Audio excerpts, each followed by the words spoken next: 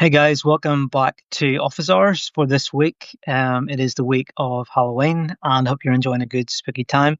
I'm going to be here for the next maybe 15, 20 minutes just for a quick chat with you guys, as always.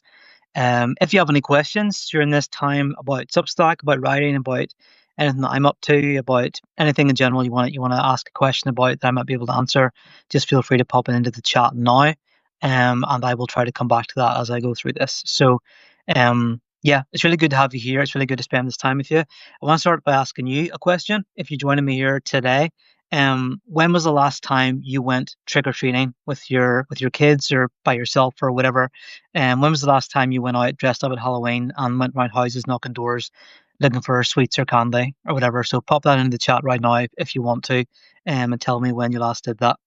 Um, I had a couple of questions, I think, in the chat thread I put out earlier.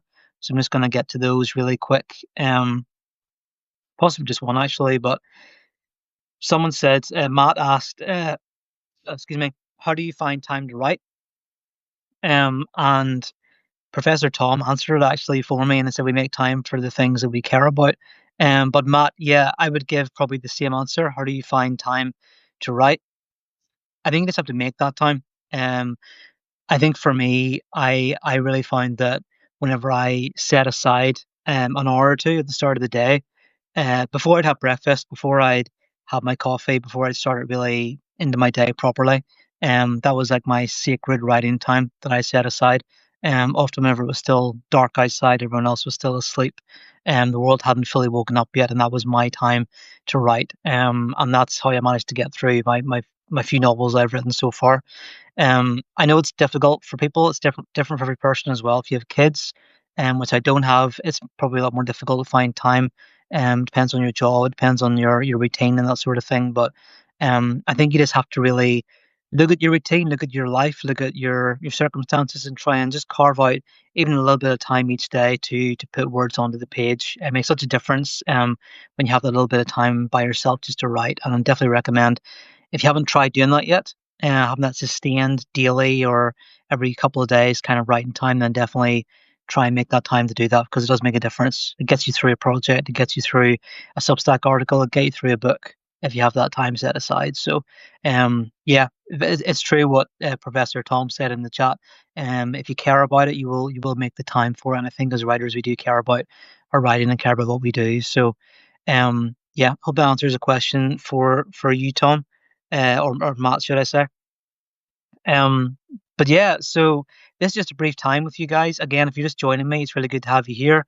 And if you have any questions about anything for me while I'm here, for the next few minutes, just pop them into the chat and I'll try my best to answer or just say hello if you want to as well. I'm going to give you a couple of updates just as we're doing this. So, first of all, I have an offer that's running this week on Substack for free subscribers, which you should definitely check out. You'll have got emails about it over the last 3 days. So, if that's of interest to you, it's going to end on Friday. I don't know if I'm going to do it ever again, that particular offer. So, check your inbox if you haven't checked it already, and see if it's for you. And definitely snap it up while you can, because it might maybe the only time that I ever do it. But yeah, make sure you check that out. Um, a quick update about writing for me, just as we're on this subject today. So I'm currently working towards getting a sort of updated draft of my latest novel ready to go. I actually have to add on a chapter on the end of it, just to kind of clarify some stuff. But I'm enjoying reading back through that again. It's going to be released at the probably the middle of December, so less than 2 months from now, month and a half really. I'm really excited about that. It's a horror novel, Christmas themed horror novel, and if you like horror, then definitely check it out. And I'll give you more updates about that as I go along. My first horror novel, and my currently only horror novel that's published, is The Substitute, which is right here, and you can get this anywhere you buy books on Amazon, Barnes and Noble, Waterstones, wherever. Um, this is a psychological thriller slash horror, which I absolutely love writing. It's one of my favorite things I've ever written. It's a chunky enough book, but it's really really good if you enjoy things in the vein of Stephen King and his like older stuff in particular. I think you would enjoy the style of this book. So you can get The Substitute anywhere you buy books, and it's available now. And I think you should definitely check it out. So that's a quick update from me about my horror stuff. My most recent novel, Empress of Nim, which is the sequel. Thank you very much. Embers of Nim, which is a sequel to The Soulburn Talisman, which is my young adult fantasy novel. Again, kind of more in the vein of things like Chronicles of Narnia, that sort of stuff.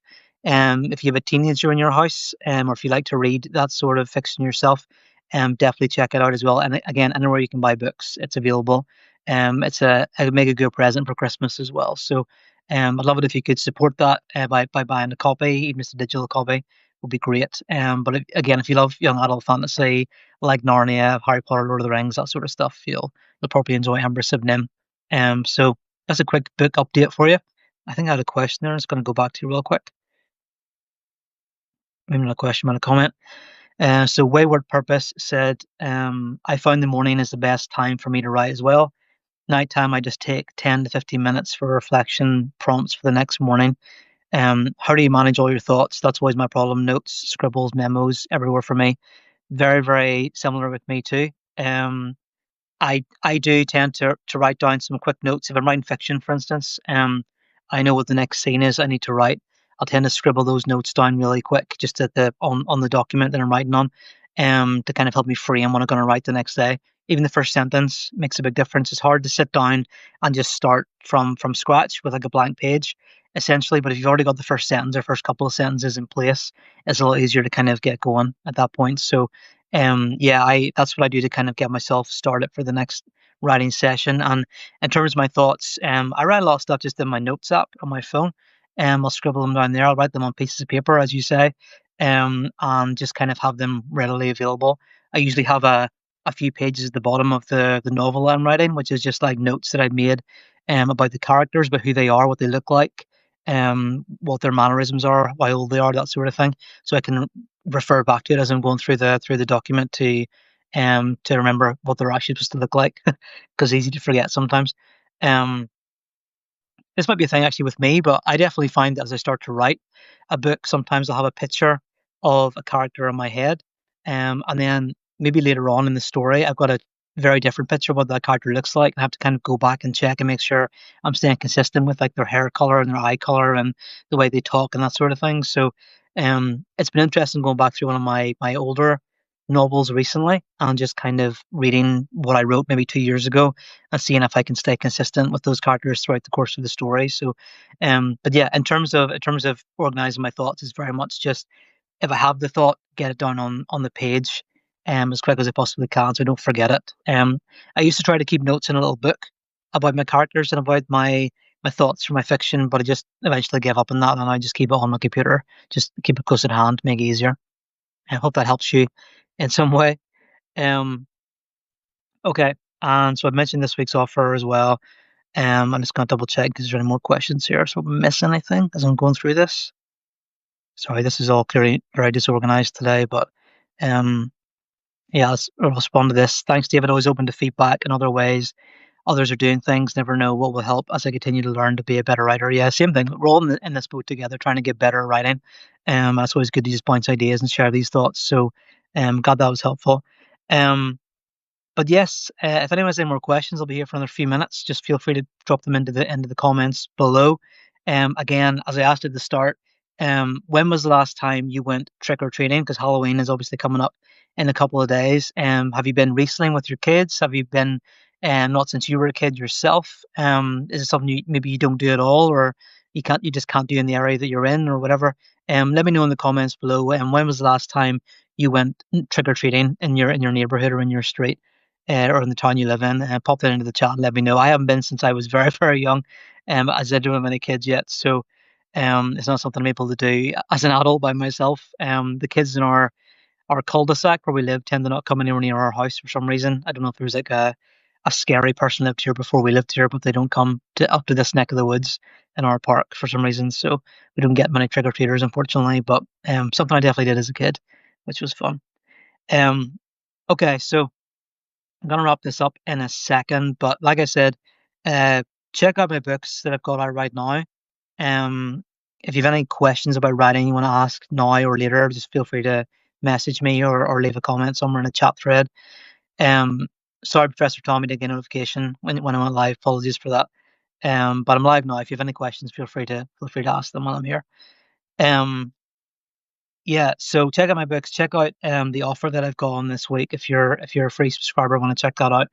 Um, Read back through the posts I've been sharing about um book launches, because something I'm definitely trying to work on myself a lot. How do you launch a book successfully? How do you get ARC readers? How do you get reviews for your book? How do you get it out there and actually sell copies of the thing? I find that book promotion is much harder than actually writing a book. I don't know about you guys, but I'm always looking for ways to make that better, and I hope that the posts I've been sharing recently about that process have helped you guys as well. So I think we're maybe halfway through that little series, so I'm going to be sharing more posts about that next week. So definitely check that out. Read back through the older ones as well. Again, paid subscribers will get the full benefit from that, but free subscribers will get plenty from it as well. Um, Professor Tom, Carolyn Park, first of all, thanks for the offer. Really appreciate your offer or this opportunity to upgrade. Thanks, Caroline. I'm really glad you were able to. Um, Professor Tom, what has been your most successful method for reaching more Substack readers? Um, it's a boring answer. It's just a buzzword, but just being consistent with it. Showing up consistently every week or as often as you possibly can. When your readers expect you to be there, just getting your face in front of them, getting your voice into their ears, getting your words in front of them as well. That's the best way just to grow, is for readers to come to know who you are, to feel like you are, to know that you are a real person. That whenever they're subscribing, they're actually subscribing to an actual human being, and they're connected to someone else who is maybe just a few paces ahead of them on the journey, and they're going to learn from them. So just being consistent, being transparent about what you're going through as well, and your struggles and the things you find difficult, and then it makes the solutions that you share to those difficulties so much more tangible and easy to relate to. And if you shared how you got to that point, so just keep showing up consistently. Don't be dissuaded by a lack of response in the early days. Don't let that quietness or that silence you will initially experience put you off from continuing to show up consistently, because that is the number one thing that will stop so many writers in their tracks, is when they don't get response or engagement to what they're sharing, and then they feel like it's not reaching anyone. And the chances are it is reaching people, but they just haven't actually liked things or commented on things just yet. So the more you share, the more chance there will be that someone will actually engage with your stuff visibly, and then you'll be able to get that bit of encouragement to keep going. Um, Wayward Purpose shared, first year not doing a family Halloween theme. My kids have outgrown dad's ideas. Still have to test all their candy though. I love it. Yeah, keep testing that candy, make sure it's up to scratch. But yeah, that's funny actually. Yeah, I know kids obviously get to the point where they get too old maybe to go trick or treating, and that must be difficult, I guess, if you're a parent. Um, Professor Tom, it's taken me a while to figure out my format. I think I figured it out now. I've just got to churn out content. Yeah. If you get the format down, you can basically, duplicate your older posts if you're comfortable with the style. And then it's just a matter of changing the content, obviously, what's in there. So I would say experiment a lot in the early days with your structure and your style, and get that right. And then once it is right, it makes it a lot easier in future to just kind of duplicate the posts and just adjust them as you need to in terms of what's actually written in them. My simplest suggestion is to have a lot of white space in your posts, so not just blocks of text, but lots of shorter sentences broken up nicely with white space. Um, have lots of subheadings neatly laid out with the right formatting. Use dividers to give readers a chance to pause and have a breath as they're reading through your posts, to make it feel like it's a pleasure to read rather than a chore. So and keep your posts not too long enough that readers feel that they get a lot of value from what you share, but not so long that it feels overwhelming and they don't want to come back to it again because it feels like homework to dig into it. So there's just some quick thoughts on formatting. Yeah, hope that's been helpful for you guys today. Just this brief office hours again, and then we start doing these sessions for a bit longer in future. If you enjoy these sessions, feel free to give me a wee heart symbol there if you want to, or just tell me, or if you have any questions for future, I can come back to those in a chat thread and we can discuss them. But yeah, I'm gonna stop now because I've got a call with somebody coming up in a few minutes, and we'll be ready for that. But I hope this is helpful. Hope you guys enjoyed this time. I'll share this recording onto YouTube as always, so you can jump onto YouTube on my channel anytime and watch back through older sessions as well if you want to, and check out some of my other videos that are there too. But thanks for joining me today. Again, check out my books, check out the offer that I've got on this week, which will end on Friday. Make the most of that if you can before it ends. I'm not sure if I'll ever do that particular offer again. And thanks for joining me today. I really appreciate it. Have a great break if you're off this week, or your kids may be off this week from school. Enjoy your Halloween holiday. Have a good fun spooky time there, and I'll see you again next week. Hopefully around the same time on Substack. See you soon. Bye bye.